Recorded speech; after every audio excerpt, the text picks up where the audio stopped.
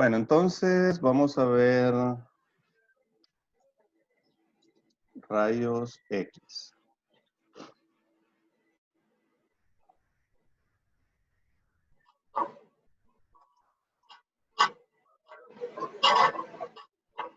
Bueno, entonces a los rayos X se les llama también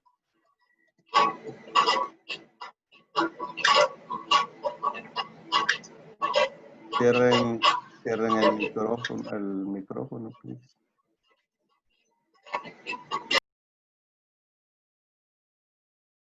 Se les llama también rayos Roentgen.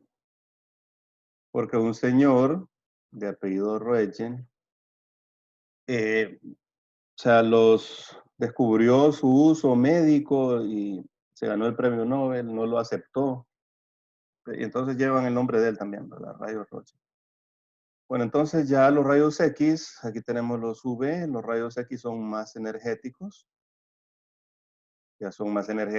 ya la longitud de onda es bien pequeñita, ya esa longitud de onda puede cruzar los tejidos, ya nos puede atravesar, porque es pequeñita. Y entonces como nos puede, o sea, apuntamos un haz de rayos X, nos atraviesa y sale por atrás de nosotros, ¿verdad? Nos atraviesa, porque son longitudes de onda pequeñas. Entonces, como ya nos atraviesa, ya causa daño a órganos internos. Bueno, entonces, ¿dónde se producen los rayos X? El Sol produce rayos X en grandes cantidades.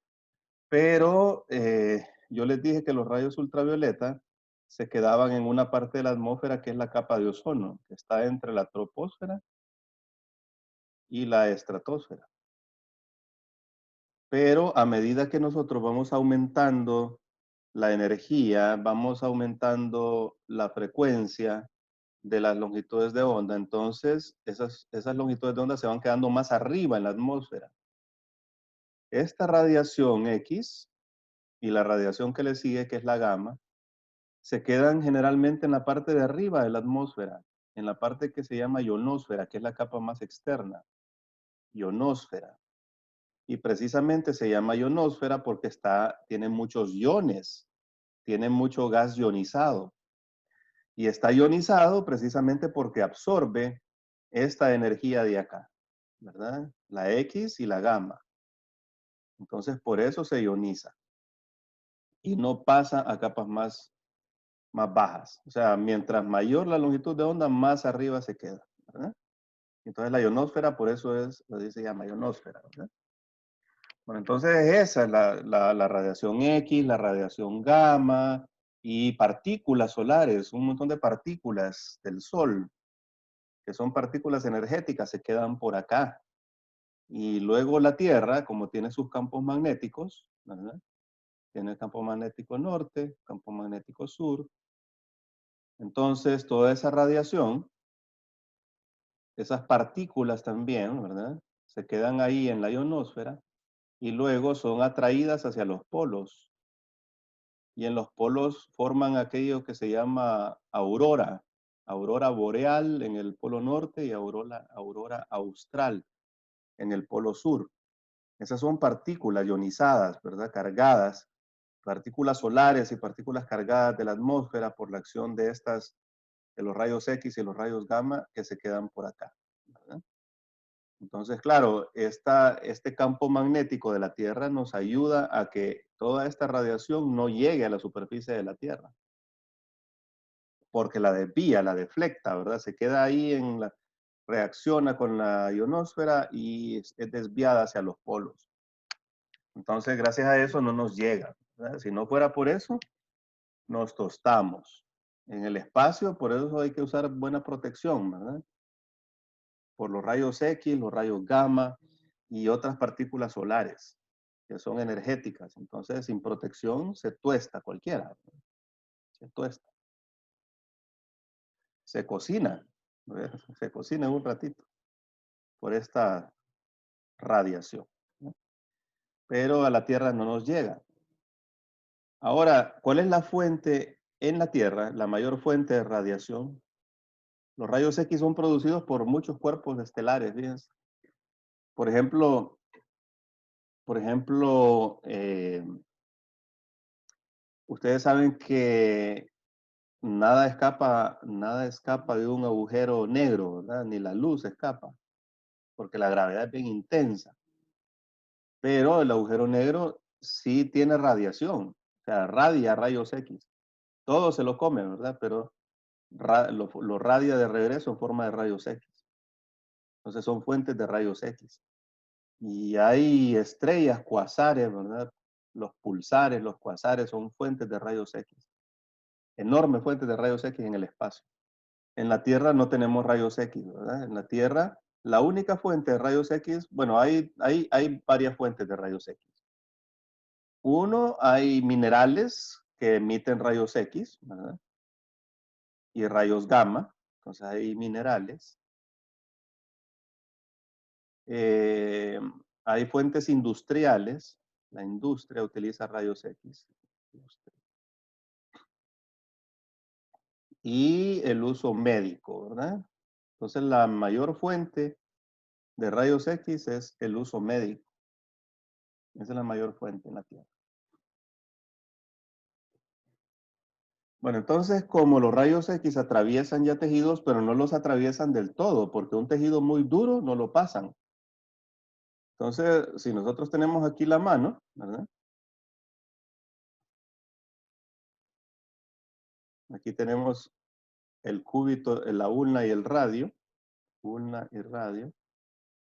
Entonces nosotros apuntamos un haz de rayos X acá y va a pasar los tejidos más blandos, pero los más duros no los va a pasar, o los va a pasar poco, ¿verdad? Entonces va a depender de la dureza del tejido. Mientras más duro y denso es el tejido, entonces menos lo va a atravesar los rayos X. Los tejidos blandos los atraviesa bien facilito. Bueno, entonces si nosotros ponemos una placa fotográfica acá, al otro lado, ¿verdad? Que reciba esos rayos X acá, entonces va a quedar dibujado, van a quedar, o sea, los rayos X no van a pasar los huesos, ¿verdad? Pero el resto de la placa se va a quemar la placa, ¿verdad? Porque los rayos X van a pasar y van a quedar dibujaditos los huesos. Bueno, entonces los tejidos que sí son atravesados por los rayos X se llaman tejidos radiolúcidos. Entonces, radiolucidez es esa, ¿verdad? Son los tejidos que son atravesados por los rayos X. Son la parte negra, ¿verdad? De la radiografía, la parte oscura. Y los tejidos que no son atravesados, como el hueso, ¿verdad? Entonces se llaman radioopacos, tejidos radioopacos. Y entonces esos tejidos no son atravesados, no queman la placa fotográfica y son las partes claras de la radiografía, ¿verdad? Entonces radiolúcido es atravesado por el rayo, radioopaco no es atravesado por el rayo, ¿verdad? Entonces los huesos que son radioopacos, ¿verdad? Porque no los atraviesa el rayo. Bueno, entonces los rayos X sí ya son bastante mutagénicos, no solo mutagénicos, sino que dañan directamente las células, ¿verdad? Hay daño celular. Claro, a dosis pequeñas no, dosis pequeñas no. Se necesitan dosis grandes. La dosis para una radiografía es muy pequeña, entonces no causa daño. Incluso varias radiografías, ¿verdad? No causan daño. Bueno, entonces, como los problemas de, de las mutaciones son envejecimiento y cáncer, ¿verdad? Entonces, si una persona que se ve expuesta muy seguido a la radiación, a los rayos X, entonces va a padecer de cáncer.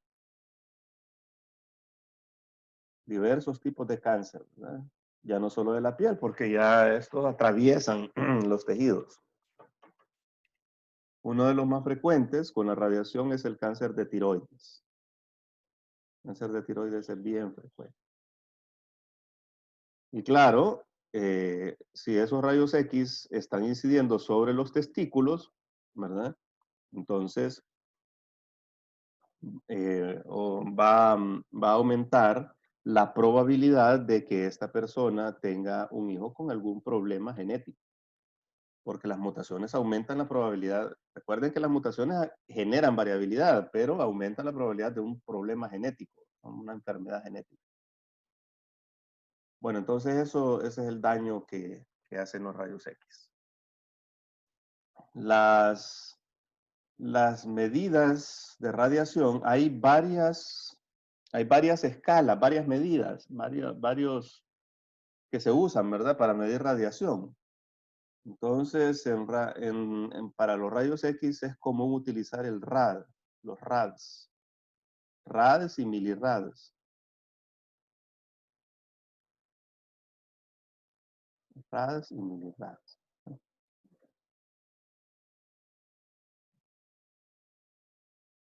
Estos son los que para ver la dosis, entonces nosotros hablamos de tantos rads de radiación o tantos milirads de radiación, ¿no? Y entonces a ustedes les voy a dejar una tarea. Van a buscar una tablita en donde esté el tipo de examen que se manda a hacer, ¿verdad? El tipo de radiografía o el número de radiografías y la dosis en milirads y rads, ¿verdad? Milirads. Las diferentes dosis, ¿verdad? No necesariamente radiografía, sino que en diferentes cosas, la cantidad de radiación que liberan, ¿verdad? En rads y milirads. Eso les queda de tarea, ¿verdad? Bueno, ¿Cómo entonces, dijo doctor de la tarea? o sea, van a buscar una tablita en donde tengan aquí varias cosas, radiografías,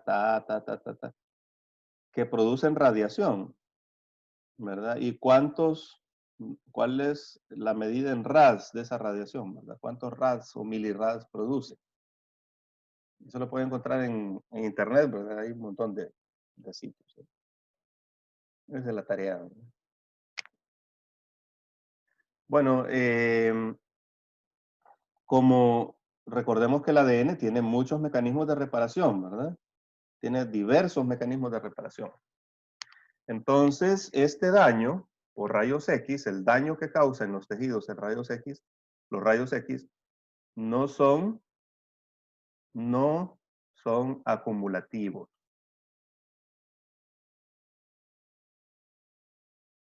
No son acumulativos. Porque los mecanismos de reparación están reparando ese daño siempre. ¿A qué nos referimos con que no son acumulativos? Si ustedes exponen a una persona a una dosis de radiación altísima en un día y exponen a esa persona a esa dosis de radiación altísima en 2 meses, probablemente en un día causen un daño severo, ¿verdad? Pero en 2 meses no van a causar daño. ¿Por qué? Porque aquí le estamos dando tiempo, por eso decimos que no es acumulativo, porque el daño no se acumula, ¿verdad? El daño causado por los rayos X no se acumula. Le damos tiempo a estos mecanismos de reparación para que repare ese ADN. Y entonces, si esa misma dosis administrada en un día va a ser mucho peor, ¿verdad? Va a ser mucho más dañina que si la administramos en un tiempo más largo. Por eso, porque le damos tiempo a los mecanismos de reparación. Por eso decimos que no es acumulativa, ¿verdad? El daño no es acumulativo. Y por eso ustedes ven que las personas que trabajan en imágenes diagnósticas, en rayos X, ¿verdad? Que les dan vacaciones profilácticas. ¿Han oído ustedes de eso, verdad? Les dan vacaciones profilácticas. Sí, doctor, le dan vacaciones. Bueno, esas vacaciones profilácticas es porque les dan sus vacaciones normales en el año, pero les dan otras vacaciones adicionales para que se desintoxiquen de los rayos X, ¿verdad? Entonces, eso les ayuda a los mecanismos de reparación, ¿verdad? A reparar ese daño. Bueno, los profesores también tenemos vacaciones profilácticas. Pues tenemos 3 vacaciones en el año. Porque tenemos para desintoxicarnos de ustedes, ¿verdad? Y ustedes también, pues, ¿verdad? Se desintoxican de nosotros. Déjenos un modo, doctor. No, pues sí, es que es cierto, no, es que lo que pasa es que el trabajo intelectual no es fácil, ¿no? Entonces se A quien no necesita lo más de... conoce le cree, doctor. ¿Eh? ¿Cómo? Ellos no lo conocen, yo que sí ya lo conozco, Ajá. hasta viera cómo me estoy riendo. ¿Por qué? Porque usted les está mintiendo, dígale la verdad. ¿El qué? Hágase. No Usted es entiendo. más tóxico que todos ellos. Bueno, sigamos pues. Vamos con rayo gamma. Rayo gamma. ¿Eh?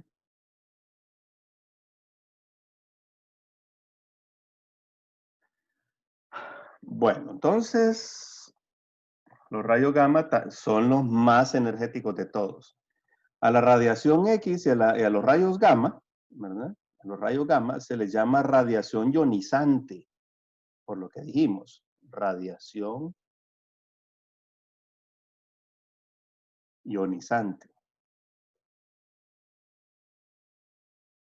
O sea, tienen tanta energía que ya chocan con las partículas pequeñitas, con los átomos individuales, y los ionizan, ¿verdad? Y los tejidos los cruzan, los rayos gamma, los tejidos los cruzan como si nada. Apuntan ustedes un rayo gamma a una persona, la va a cruzar limpita, ¿verdad? Se necesitan muros grandísimos para parar los rayos gamma. Los rayos X los pueden parar con láminas, con muros pequeños, y más que todo el plomo, ¿verdad? El plomo, los rayos X no atraviesan el plomo. Los rayos gamma son mucho más difíciles de parar, ¿verdad? Atraviesan casi todo porque son ya muy pequeñitos. Se le llama también radiación de alta energía. Bueno, entonces los rayos gamma del sol no nos llegan. Si nos llegaran, pues hervimos, ¿verdad? Nos tostamos, porque son demasiado energéticos. Bueno, entonces si no nos llegan a la Tierra, ¿cuál es la fuente de rayos gamma en la Tierra? Vamos a ver, alguien que me diga cuál es la fuente de rayos gamma. Las centrales nucleares. Plantas nucleares, correcto. Bombas nucleares, doctor. Sí, plantas nucleares, ¿qué más? Bombas nucleares. ¿Cuáles? Bombas. Bombas. Y también metales Las armas. pesados. Metales pesados, ¿verdad? Entonces, bombas, plantas, metales pesados. ¿De dónde sale esta radiación? Bueno, ya les voy a explicar. Ya les voy a explicar. Déjenme cambiar el colorcito porque ya me aburrí. ¿De dónde sale? Bueno, les voy a echar el cuento del universo, ¿verdad? Al principio del universo, ¿verdad? Después de que se enfrió un poquito, solo había un tipo de átomos. ¿Qué tipo de átomos había? ¿Cuál era el único elemento que había al principio del universo? Hidrógeno. El hidrógeno, ¿verdad? Entonces el hidrógeno tiene nada más un protón y un electroncito, ¿cierto? Ese es el hidrógeno. Bueno, entonces un protón y un electroncito.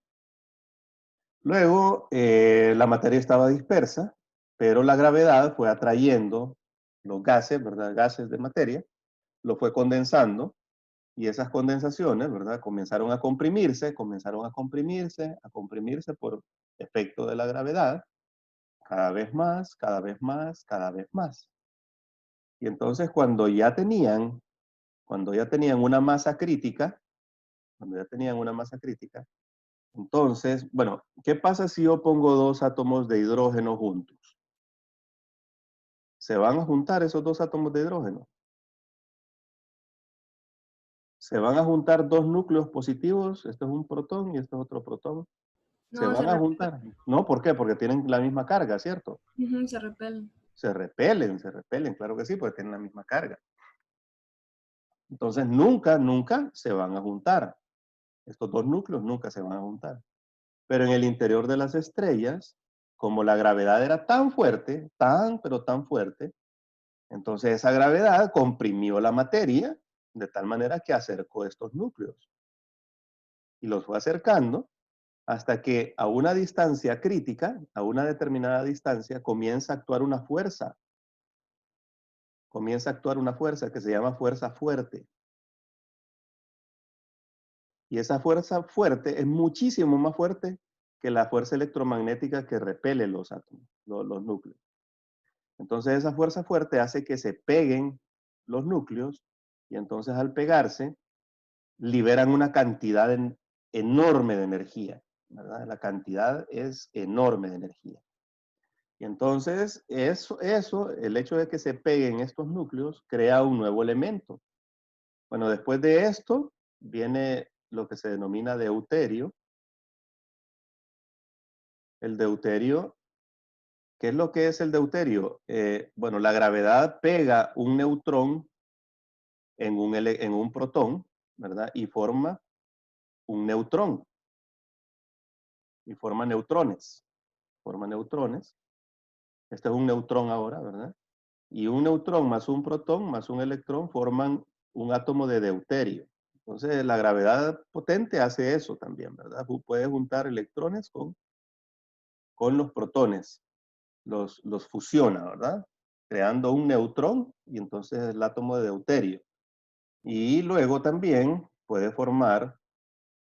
eh, puede formar helio, que es el segundo elemento de la tabla periódica, ¿verdad? Por fusión, ¿verdad? Se fusionan dos protones, ¿verdad? Dos neutrones, y entonces forma el segundo elemento de la tabla periódica. Bien, entonces esa cantidad enorme de energía que se libera acá es la que encendió estas primeras estrellas, ¿verdad? Las encendió y comenzaron a irradiar energía en todas las longitudes de onda, ¿verdad? Porque es una energía enorme. Bueno, entonces a esto, como lo que está haciendo aquí es fusionando núcleos, se le llama fusión nuclear. Fusión nuclear. Bueno, entonces, gracias a la fusión nuclear, comenzaron a crearse todos los demás elementos. Porque, o sea, no llega hasta el helio, sino que siguen fusionándose protones, electrones con los protones y fusionándose diversos protones entre sí para formar elementos cada vez más pesados. Todos los elementos de la tabla periódica que ustedes ven fueron formados aquí en las estrellas, ¿verdad? Con algunas excepciones, que son elementos que son sintéticos, que se han hecho aquí en la Tierra. Pero la mayor parte, ¿verdad?, se han formado aquí. Núcleos cada vez más grandes con más protones, ¿verdad? Entonces, todos los elementos de la tabla periódica, pero después de pasado cierto límite, estos elementos se hacen inestables.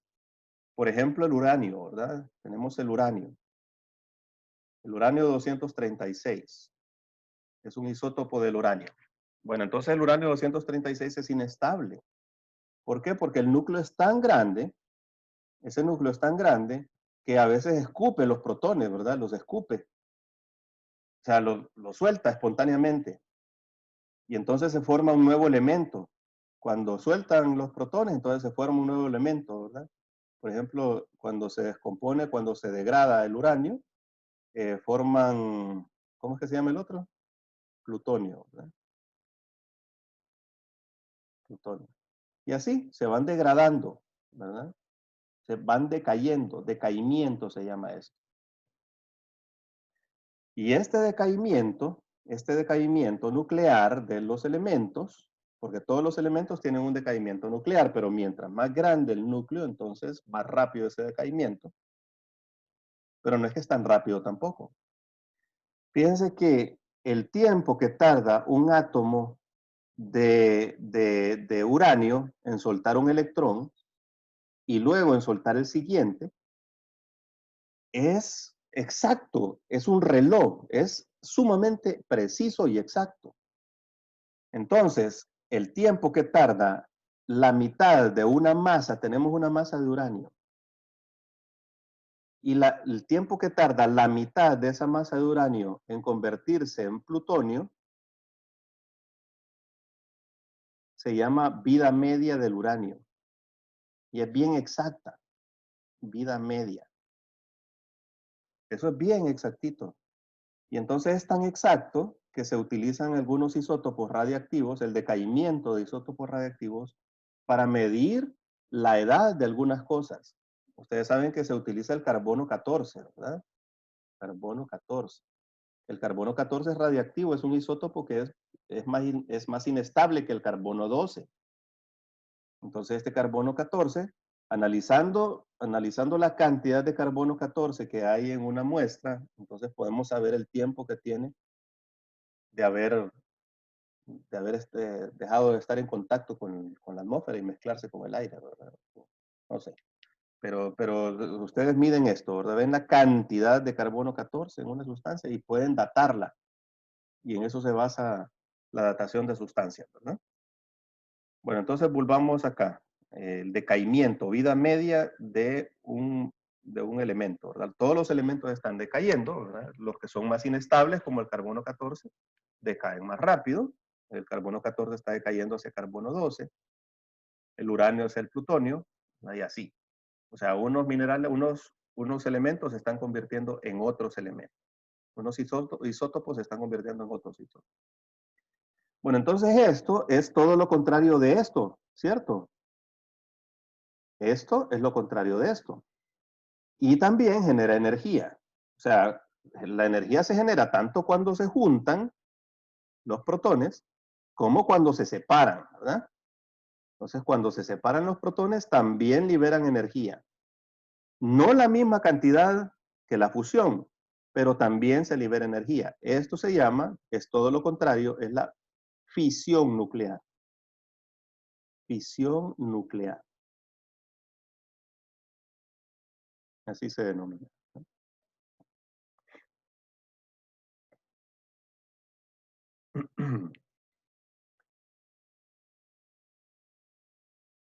Bueno, entonces, en la Tierra, las plantas de energía nuclear y las bombas, en su mayoría, bombas, utilizan fisión nuclear. Utilizan uranio radiactivo, para generar energía. En las plantas, lo que se hace es que se pone una masa de uranio, una masa crítica se le llama, ¿verdad? Masa crítica. Entonces, un núcleo de uranio va a soltar un protón y ese protón va a pegar en otro núcleo de uranio que va a soltar otros protones que van a pegar en otros núcleos de uranio y se genera una reacción en cadena.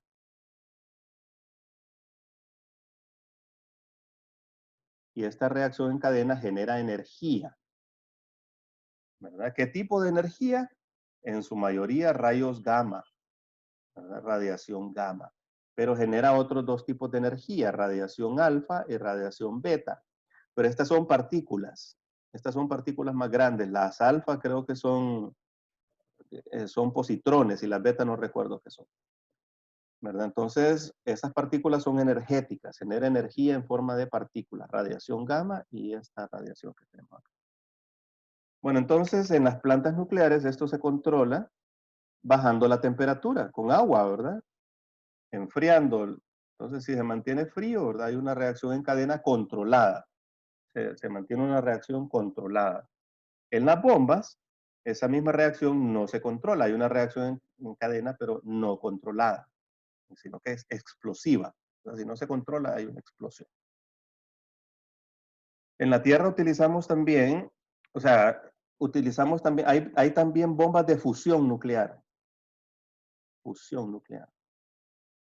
Pero estas bombas de fusión nuclear, o sea, son las bombas H, se le llaman, ¿han oído hablar de las bombas H? Estas bombas H son muchísimo más potentes que estas. Las de Hiroshima y Nagasaki eran de este tipo, ¿verdad? Eran bombas de fisión nuclear. Eran bombas de fisión. Mientras que ahora tenemos armas mucho más destructivas, ¿verdad? Bombas de fusión. Pero para tener una bomba de fusión, fíjense que para que estalle una bomba de fusión, como se necesitan energías grandísimas para juntar para acercar estos protones, entonces necesitan una bomba de fisión que estalle primero y esa bomba de fisión activa la otra bomba de fusión y libera unas cantidades enormes de energía, ¿verdad? Entonces una bomba H libera que 500 veces la energía de las bombas de Hiroshima y Nagasaki. Son enormes, ¿verdad? Son potentísimas. Esa no era la que tenían la que tienen los rusos. Los rusos y los gringos tienen también, ¿verdad? Bombas de hidrógeno. Bombas de hidrógeno, ¿verdad? Son muchísimo más potentes que las bombas convencionales de fisión nuclear, que son las que se utilizaron en Hiroshima y Nagasaki. Nada más que necesitan energías grandes para activarse. O sea, necesitan una bomba chiquita ustedes de fisión para activar la grande. Bueno, entonces, plantas de fusión nuclear no se logran conseguir todavía en la Tierra, porque se imaginan ustedes la cantidad de energía que tendríamos en un gramo de agua, por ejemplo. En un gramo de agua tendríamos para alimentar una ciudad, no sé, por varios días. La energía suficiente para alimentar una ciudad por varios días, ¿verdad? Con fusión nuclear. Pero la fusión nuclear no hemos logrado controlarla, no podemos controlar esa energía. O sea, es más la energía que se gasta activando la fusión que la que se produce por la fusión. Entonces todavía no es algo viable. Si se lograra, entonces se producirían en grandes cantidades de energía. Grandes cantidades de energía. Pero todavía no se puede hacer eso. Solo en el Sol, en las estrellas, ¿verdad? Esa es la fuente de fusión nuclear. La energía es mucho mayor, ¿verdad? Es una cantidad de energía enorme. Bueno, entonces, problemas para los seres humanos son estos dos, ¿verdad? Estas son las fuentes de radiación, las bombas, los efectos de la radiación se vieron más que todo, se estudiaron en los sitios donde ha habido bombas, que solamente son Hiroshima y Nagasaki, ¿verdad? Entonces, ahí se ha estudiado cuáles son los efectos de la bomba. Y se sabe, ¿verdad? Por ejemplo, en el epicentro de la bomba, donde cae la bomba, ahí se evapora todo, ¿verdad? Se evapora inmediatamente. O sea, un ser humano se evapora. Y el daño va disminuyendo a medida que nos vamos alejando del epicentro, del sitio de la detonación, ¿verdad? Entonces, quemaduras, daños severos, ¿verdad? Y luego, a medida que nos vamos alejando, en los poblados cercanos se estudiaron las personas en esos poblados cercanos o en las afueras de Hiroshima y Nagasaki, ¿verdad? Donde se recibió menos radiación. Y entonces aumentó la cantidad de mutaciones, ¿verdad? De niños con problemas congénitos debidos a mutaciones. Y también aumentó enormemente la prevalencia de diversos tipos de cáncer, ¿verdad? Entonces ahí fue donde se estudió por primera vez todos estos efectos de la radiación. Bueno, con las plantas nucleares, el problema es cuando se salen de control, ¿verdad? Entonces hay una reacción en cadena, como lo que sucedió en Chernobyl, ¿cierto? El accidente de Chernobyl. Entonces eso produjo grandes cantidades de energía. Entonces ese es el problema con las plantas. Ha habido otros accidentes, ¿verdad? La isla de las 3 millas, Three Mile Island, Fukushima en Japón, para el tsunami también, pues, o sea, sí hubo problemas, no hubo una explosión como en Chernobyl, pero sí hubo problemas, ¿verdad? Bueno, entonces, fíjense que Chernobyl se ha estudiado bastante recientemente, porque está Chernobyl aquí, ¿verdad? Aquí hay radiación enorme, enorme, enorme, ¿no? Nadie se acerca por ahí. Pero en los alrededores de Chernobyl ha crecido fauna silvestre y se ha estudiado bastante bien. Y hay gente viviendo por ahí en los alrededores, ¿no? De Chernobyl. Y entonces, o sea, ha proliferado la fauna como en ningún otro lugar del mundo, porque como no hay humanos que los estén molestando ahí, ¿verdad? Entonces ha proliferado enormemente, ¿verdad? Es un ecosistema bien bonito el que hay por acá, pero se ha estudiado bien. Se ha visto, por ejemplo, que la vida media de los animales es la mitad de la vida media de los otros animales en otros lados. Entonces, aquí hay una presión evolutiva, fíjense, actuando sobre todas estas poblaciones. De repente, en un tiempo, después de varias generaciones, muchas de estas poblaciones se van a hacer ya resistentes a la radiación, van a haber desarrollado mecanismos de reparación del ADN ante esta radiación. Pero hay una enorme fauna acá que se encuentra medrando por ahí, ¿verdad? Doctor, Dígame. ¿y cuánta es la cantidad que puede soportar un cuerpo humano? ¿Cuánta cantidad de radiación antes de que comiencen los efectos? Bueno, entonces esa es buena pregunta, ¿verdad? Miren, una dosis de 10, la unidad de medida de esto generalmente es el sievert. También se usan rads, pero para radiación Pero gamma. no son Roger. Roger creo que son. No. Esa es otra medida, son equivalentes, ¿verdad? HRO, amigo. Así como ustedes, mira, así como ustedes tienen para el peso, tienen gramos, tienen libras, ¿verdad? Así también, o sea, para la presión, por ejemplo, tienen libras por pulgada cuadrada, tienen newtons por metro cuadrado, tienen milímetros de mercurio, y son equivalentes, ¿verdad? Nada más que en algunos casos se utilizan unas y en otros se utilizan otras.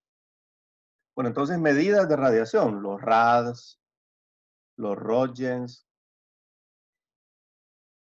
y aquí en radiación nuclear se utilizan mucho los sieverts.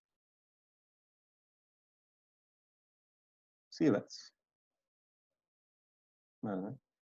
Entonces, una dosis de 10 sieverts ya es completamente letal. Es letal.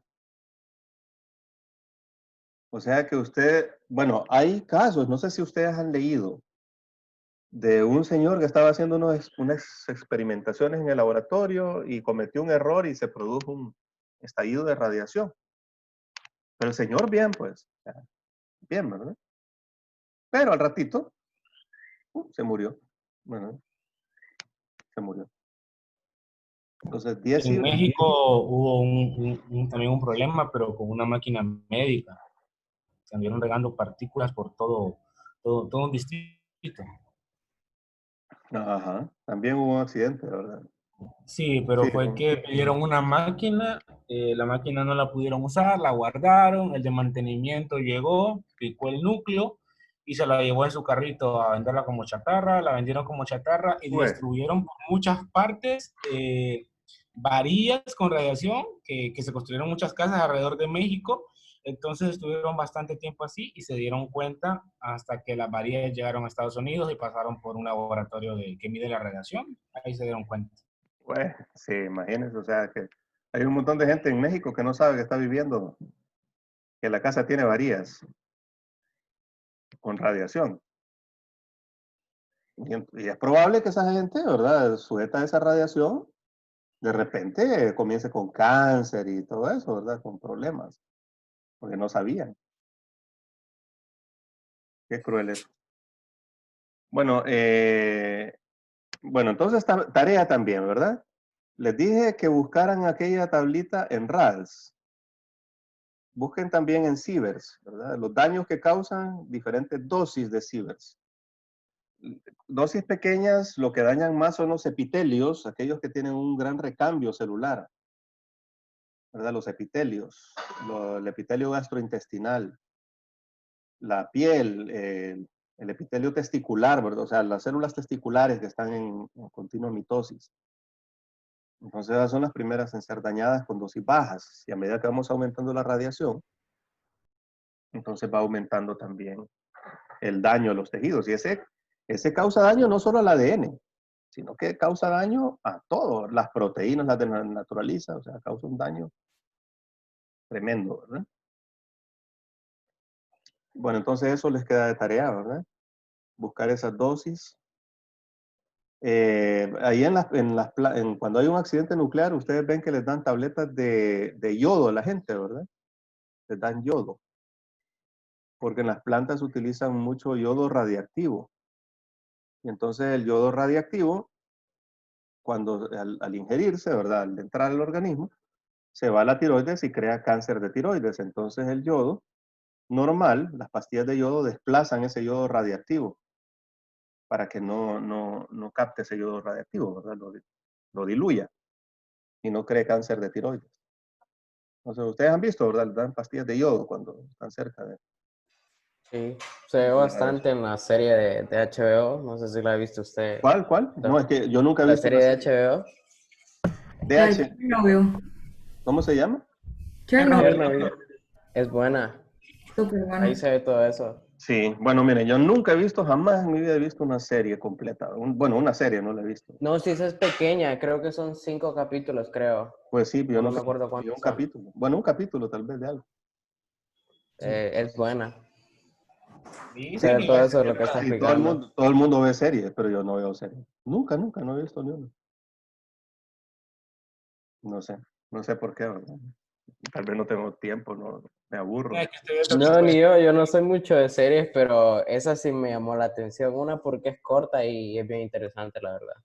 No, cómo no, sí, hay series interesantísimas, ¿verdad? Pero no, yo nunca he visto ninguna.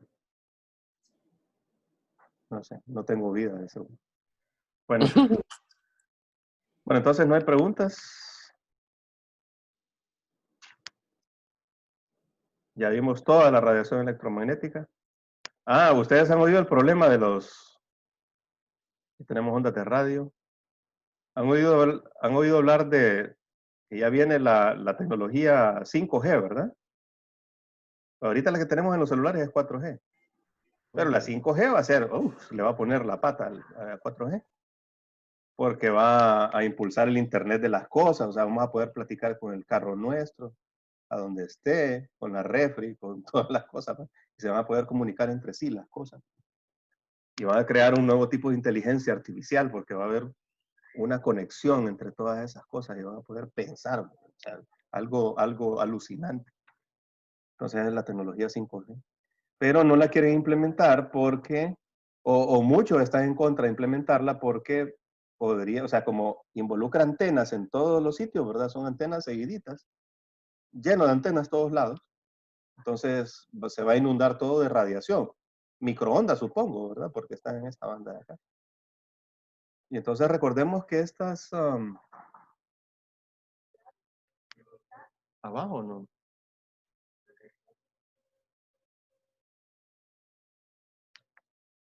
Bueno, entonces no son mutagénicas, en teoría, ¿verdad? Porque son longitudes de onda grandes. Pero ya dosis elevadas, así como en la tecnología 5G, tal vez, ¿verdad? Entonces hay temor de eso, de que cause daño, ¿verdad? Esas dosis grandes de radiación causen algún tipo de daño. Entonces hay mucha gente que se opone. Bueno, entonces hasta aquí llegamos ya con la parte de genética molecular. Nos quedaron dos temas que no vimos bien. Uno es regulación. Regulación. ¿Cómo se regula la transcripción de genes? Porque eso es regulado, ¿verdad? Y el otro que nos quedó también en el aire son mecanismos de reparación.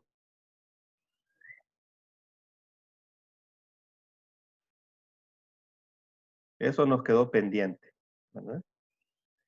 Porque todos tenemos mecanismos de reparación del ADN. Y cuando fallan esos mecanismos, por alguna mutación en las proteínas de esos mecanismos de reparación, y el niño sale sin alguna de esas proteínas, entonces se presentan enfermedades como la progeria, envejecimiento precoz, progeria, y enfermedades como el cáncer, ¿verdad? O sea, personas susceptibles al cáncer porque carecen de un mecanismo de reparación. Entonces, estos dos temas los dejamos en el aire, no los aterrizamos, pero ya se nos acabó el tiempo. Entonces, comenzamos con genética de la herencia, ¿verdad? Herencia. Bueno, entonces, nos vemos mañana. Bueno, gracias, doctor. Bueno, doctor. Bueno, Gracias. Gracias. Hasta luego, nos vemos mañana. Doctor, feliz tarde. Gracias, igual. Doctor.